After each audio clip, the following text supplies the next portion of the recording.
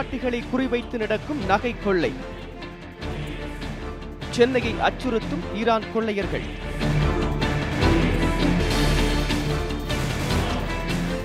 தமிழக கேரள எல்லைப் பகுதியில் தொடரும் கஞ்சா விற்பனை. புகார் அளித்தும் கண்டுகொள்ளாத குமரி மாவட்ட காவல்துறை.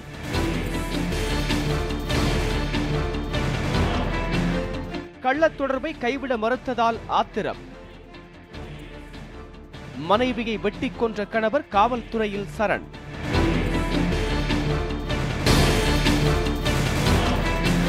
பாலியல் கொடுமையால் தீக்குளித்து தற்கொலை செய்து கொண்ட ஆசிரியை. தற்கொலைக்கு காரணமான தலைமை ஆசிரியருக்கு 7 ஆண்டுகள் சிறை.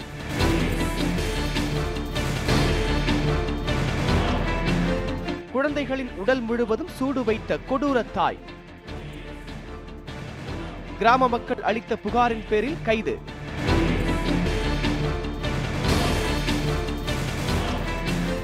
தாய் மற்றும் மகளை கொலை செய்து நகைகள் கொள்ளை. குற்றவாளிகள் 4 பேருக்கு இரட்டை ஆயுள் தண்டனை.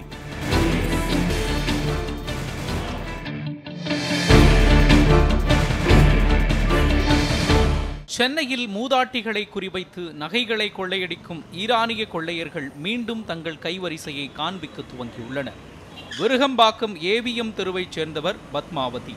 இவர் அபுசாலி சாலையில் துணிக்கடை வைத்துள்ளார். பத்மாவதி கடையில் தனியாக இருந்தபோது 2 வடமாநில வாலிபர்கள் கைக்குட்டை வாங்க வந்துள்ளதாக கூறியுள்ளனர். கைக்குட்டைகளை வாங்கிவிட்டு 200 ரூபாயை பத்மாவதியின் கையில் தேய்த்தார் போல் கொடுத்துள்ளனர். அதில் சுய நினைவை இழந்து போன பத்மாவதி மயக்கம் தெளிந்து கண்விழித்து பார்த்தபோது தான் அணிந்திருந்த 15 சவர நகைகள் கொள்ளையடிக்கப்பட்டது கண்டு அதிர்ச்சியடைந்தார். பின்னர் இது தொடர்பாக விருகம்பாக்கம் போலீசில் புகார் கொடுத்துள்ளார். 189 என்ன பண்ணால் 200 கொடுத்தான். 200 கொடுக்கும்போது இப்படி வலிச்சுக்கிட்டு கொடுத்தான். அதுக்கு நான் கத்துனேன், அசிங்கமாக இல்லை கையை பிடிச்சி வலிச்சு கொடுக்குறிய அப்படின்னு. சாரி மேடம்னா முதல்ல கிளம்பு, இந்த 20 ரூபா தரேன்னு அந்த 200 ரூபாய் கொண்ட ட்ராவில் போட்டு 20 ரூபா இப்படி ட்ராவை திறந்தபடியே வச்சுட்டு 20 ரூபா கொடுத்தாங்க. இப்படி 20 ரூபா கொடுத்தபடியே இப்படி தான் அவன் கை தொடக்கூடாதுன்ட்டு நம்ம இப்படி கொடுத்தேன்னு பாருங்கள். அப்படியே தான் என் கை கொஞ்சம் நேரம் நிற்கிது. அதுக்கப்புறம் என்ன நடந்ததுன்னு எனக்கு தெரியல. பார்த்தா இங்கே இருந்த ஸ்டூலு அங்கே இருக்குது. நான் அவன் கொடுத்த 200 ரூபாயும் எடுத்துக்கிட்டான், என் நகையும் போயிடுச்சு. இதேபோன்று சவுகார்பேட்டை நம்மாழ்வார் தெருவைச் சேர்ந்தவர் சுந்தரிபாய். 80 வயதான இவர் சவுகார்பேட்டை அம்மன் கோவில் தெருவில் உள்ள ஜெயின் தர்மசாலா கோயிலுக்கு சென்றுள்ளார்.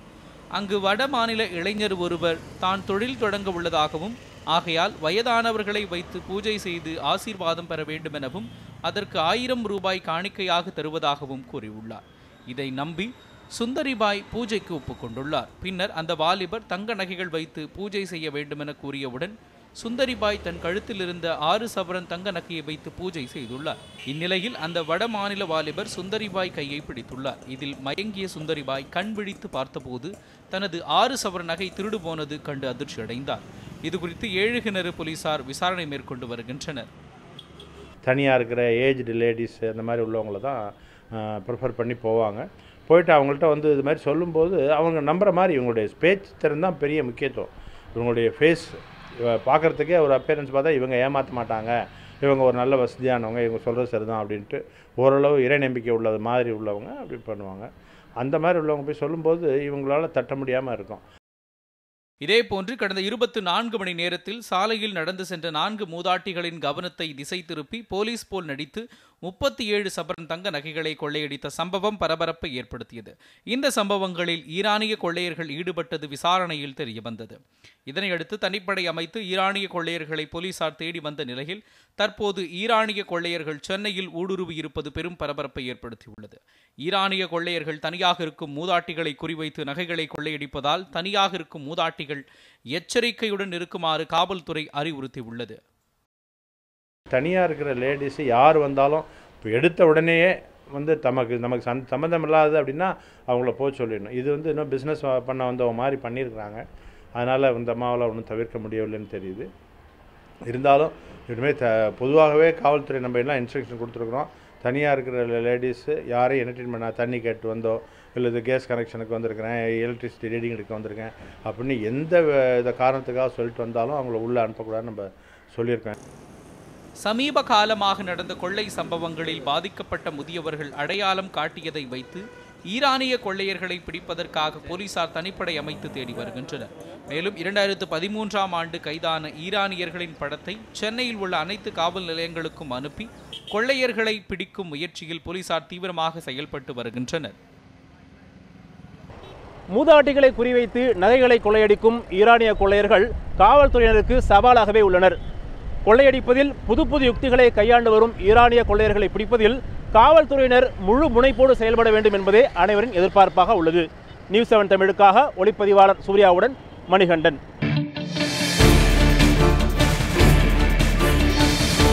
தமிழக கேரள எல்லைப் பகுதியான கன்னியாகுமரி மாவட்டத்தில் கஞ்சா விற்பனை அதிகரித்து வருவதாகவும் அதனை தடுக்க போலீசார் எந்த நடவடிக்கையும் எடுக்கவில்லை என்றும் குற்றச்சாட்டு எழுந்துள்ளது. கன்னியாகுமரி மாவட்டத்தின் பழுகல், கண்ணுமாமூடு, பாரசாலை, களியக்காவளை உட்பட பல்வேறு பகுதிகளில் கடந்த சில வருடங்களாக கஞ்சா விற்பனை அதிகரித்து வருகிறது. இந்த பகுதிகளில் உள்ள சிறு சிறு பெட்டி கடைகள் மட்டுமல்லாமல் கோழிக்கடை மற்றும் இறைச்சி கடைகளிலும் அதிக அளவில் மறைமுகமாக கஞ்சா விற்பனை நடைபெறுவதாக பொதுமக்கள் புகார் கூறியுள்ளனர். நிறைய இடங்களில் கஞ்சா விற்பனை அமோகமாக நடக்குது.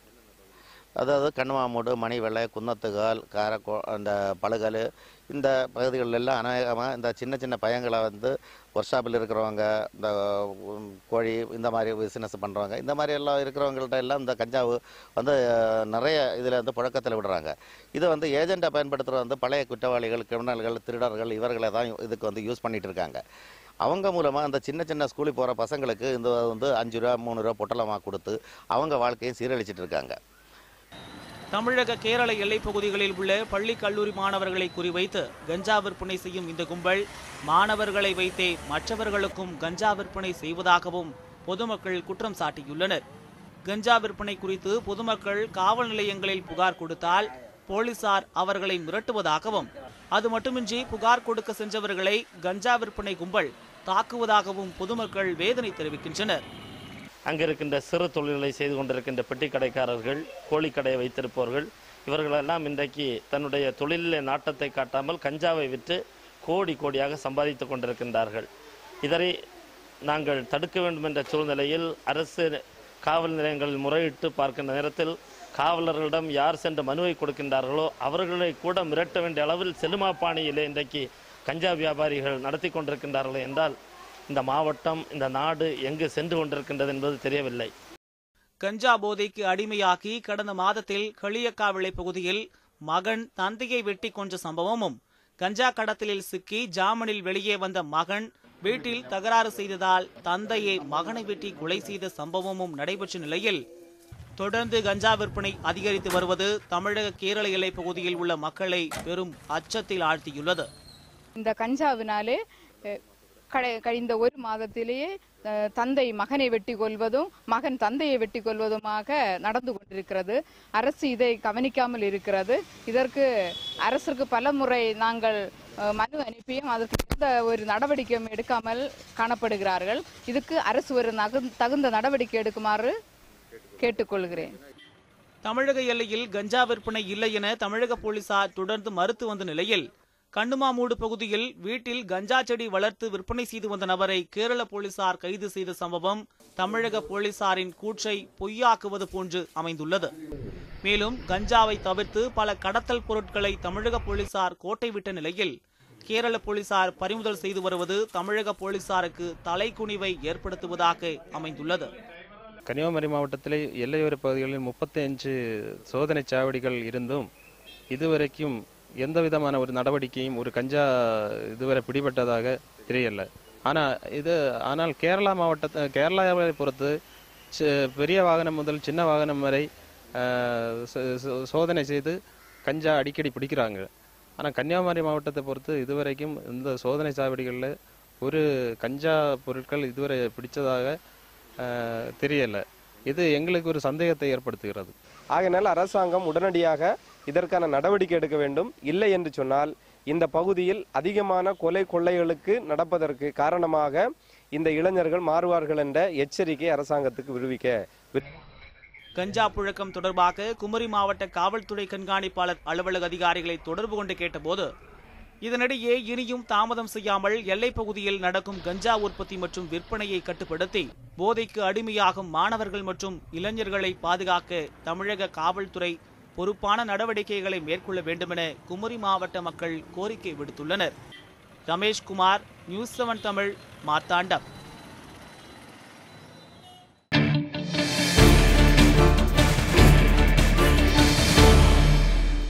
சேலம் மாவட்டம் கெங்கவள்ளி அருகே கள்ளத்தொடர்பை கைவிட மறுத்த மனைவியை சரமாரியாக வெட்டி கொன்ற கணவர் காவல்துறையில் சரணடைந்தார். கெங்கவள்ளி அருகே உள்ள வீரகனூர் சந்தைப்பேட்டை பகுதியைச் சேர்ந்தவர் செல்வராஜ். இவரது மனைவி தாரா வீரகனூர் பஸ் நிலையம் அருகே பியூட்டி பார்லர் நடத்தி வருகிறார். இந்நிலையில் தாராவுக்கும் அவரது தங்கையின் கணவருக்கும் கடந்த 4 ஆண்டுகளாக கள்ளத்தொடர்பு இருந்ததாக கூறப்படுகிறது. இதை அறிந்த செல்வராஜ் மனைவியை கண்டித்தும் தாரா கள்ளத்தொடர்பை விடவில்லை. இதனால் செல்வராஜுக்கும் தாராவிற்கும் இடையே அடிக்கடி தகராறு ஏற்பட்டுள்ளது. இதனையடுத்து கணவனை பிரிந்த தாரா வீரகனூர் சந்தைப்பேட்டையில் மகனுடன் வாடகை வீட்டில் வசித்து வந்துள்ளார். இந்த வீட்டிற்கும் தாராவின் தங்கை கணவர் வில்லியம்ஸ் அடிக்கடி வந்து சென்றுள்ளார். இதனால் ஆத்திரமடைந்த செல்வராஜ் தாராவின் வீட்டிற்கு சென்று அவரை அரிவாளால் சரமாரியாக வெட்டியுள்ளார். இதில் ரத்த வெள்ளத்தில் மயங்கி விழுந்த தாராவை அக்கம் பக்கத்தினர் மீட்டு ஆத்தூர் அரசு மருத்துவமனைக்கு சிகிச்சைக்காக கொண்டு சென்றனர். பின்னர் மேல் சிகிச்சைக்காக சேலம் அரசு மருத்துவமனைக்கு கொண்டு செல்லும் வழியில் அவர் பரிதாபமாக உயிரிழந்தார். இதனிடையே மனைவியை அரிவாளால் வெட்டி கொலை செய்த செல்வராஜ் வீரகனூர் காவல் நிலையத்தில் சரணடைந்தார். அவரிடம் போலீசார் விசாரணை நடத்திய பின்பு அவரை கைது செய்தனர். வேலூர் மாவட்டம் குடியாத்தம் அருகே குழந்தைகளின் உடல் முழுவதும் சூடு வைத்த தாயை போலீசார் கைது செய்தனர். குடியாத்தம் அடுத்த ராஜகுப்பம் பகுதியைச் சேர்ந்தவர் கவிதா. கணவனை இழந்த கவிதாவுக்கு 6ஆம் வகுப்பு படிக்கும் மகளும் 5ஆம் வகுப்பு படிக்கும் மகனும் உள்ளனர். அவர்கள் இருவரும் அதே பகுதியில் உள்ள அரசு பள்ளியில் பயின்று வருகின்றனர். இந்நிலையில் கணவனை இழந்த கவிதா வேறு திருமணம் செய்து கொண்டுள்ளார். அதன் பிறகு தனது 2 குழந்தைகளையும் அவர் சரிவர கவனிப்பதில்லை என அருகில் உள்ளவர்கள் புகார் கூறியுள்ளனர். அந்த குழந்தைகளை பள்ளிக்கு அனுப்புவதில் ஈடுபாடு இல்லாமல் இருந்த கவிதா முறையாக சாப்பாடும் வழங்குவது இல்லை என கூறப்படுகிறது. குழந்தைகள் தாயிடம் ஏதாவது கேட்டால் அவர்கள் உடலில் சூடு வைப்பதாகவும் குற்றச்சாட்டு எழுந்துள்ளது. மேலும் உணவு கேட்டாலும் சூடு வைப்பதை வழக்கமாக கொண்டிருந்த கவிதா தற்பொழுது அந்த குழந்தைகளின் உடலில் பல இடங்களில் மீண்டும் சூடு வைத்துள்ளார். இதில் வலி தாங்காமல் அந்த குழந்தைகள் அலறியதை கேட்ட அக்கம் பக்கத்தினர் போலீசாருக்கு தகவல் கொடுத்துள்ளனர். உடனடியாக சம்பவ இடத்திற்கு வந்த காவல்துறையினர் அந்த குழந்தைகளை மீட்டு அரசு மருத்துவமனையில் சிகிச்சைக்காக சேர்த்தனர். பின்னர் குழந்தைகளின் தாயான கவிதா மற்றும் கோபி ஆகிய இருவரையும் கைது செய்து சிறையில் அடைத்தனர். பெற்ற தாயே குழந்தைகளை சூடு வைத்த கொடூர சம்பவம் பொதுமக்களை அதிர்ச்சி அடைய வைத்துள்ளது. பாலியல் கொடுமை தாங்காமல் தீக்குளித்த ஆசிரியை இறந்த வழக்கில் அதற்கு காரணமான தலைமை ஆசிரியருக்கு 7 ஆண்டுகள் சிறை தண்டனை மற்றும் 52,000 அபராதம் விதித்து புதுக்கோட்டை மகிளா நீதிமன்றம் அதிரடி தீர்ப்பு வழங்கியது.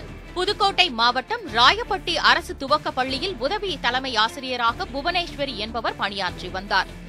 அதே பள்ளியில் தலைமை ஆசிரியராக இருந்த மதிவாணன் புவனேஸ்வரிக்கு அடிக்கடி பாலியல் தொந்தரவு கொடுத்துள்ளார். பாலியல் தொந்தரவு செய்ததால் விரக்தியடைந்த புவனேஸ்வரி கடந்த 2015ஆம் ஆண்டு வீட்டில் தீக்குளித்து தற்கொலை செய்து கொண்டார். இதுகுறித்து கணேஷ் நகர் காவல்துறையினர் வழக்கு பதிவு செய்து மதிவாணனை கைது செய்தனர். இந்த வழக்கில் தீர்ப்பளித்த நீதிபதி லியாக்கத் அலி ஆசிரியையின் தற்கொலைக்கு காரணமான தலைமை ஆசிரியர் மதிவாணனுக்கு 7 ஆண்டுகள் சிறை தண்டனை மற்றும் 52,000 அபராதமும் விதித்து உத்தரவிட்டார். இதையடுத்து மதிவாணன் சிறையில் அடைக்கப்பட்டார்.